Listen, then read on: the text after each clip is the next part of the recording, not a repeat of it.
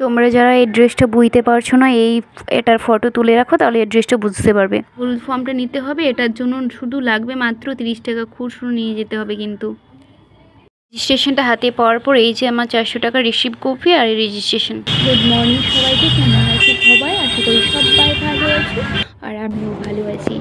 আর একটি ইম্পর্টেন্ট কথা, মানে ওয়েস্ট বেঙ্গল নার্সিংয়ে যাদের রেনুয়াল করা বা ডেট আছে, যাদের রেজিস্ট্রেশন এক্সপায়ারি হয়ে গেছে, তারা কীভাবে রেনুয়াল করবে সমস্ত প্রসেসিং আমি বলে দিচ্ছি। প্রথমে এই জায়গাটাতে গিয়ে একটা হলুদ ফর্ম নেবে, হলুদ ফর্মে পুরোটা ফিল আপ করবে, ফিল আপ করে ফটো নিয়ে যাবে, ফটো, এটিএম কার্ড, আর যে রেজিস্ট্রেশনটা এক্সপায়ারি হয়ে গিয়েছিলো অলরেডি, মানে যে বোর্ডের থেকে আপনারা পাস আউট করেছেন, ধরুন আদার বোর্ড থেকে আপনি পাস আউট করেছেন, ফার্স্ট যেটা ক্যান্সেল হয়েছে রেজিস্ট্রেশন সার্টিফিকেট, সেটা তো নিয়ে যেতেই হবে, কারণ ওরা সবসময় ক্যান্সেলেশন সার্টিফিকেটটা দেখে।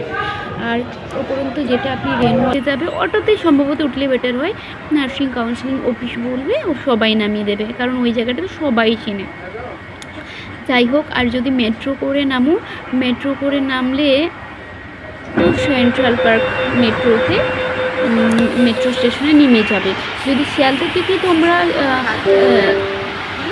সেন্ট্রাল পার্ক অবধি আসবে, শিয়ালদা থেকে মেট্রো ধরবে, সেন্ট্রাল পার্কে নামবে, সেন্ট্রাল পার্কে নেমে স্টেশন বরাবর পায়ে হেঁটে 4-5 মিনিট ব্যাস, কাউকে জিজ্ঞাসা করতে করতে চলে আসবে।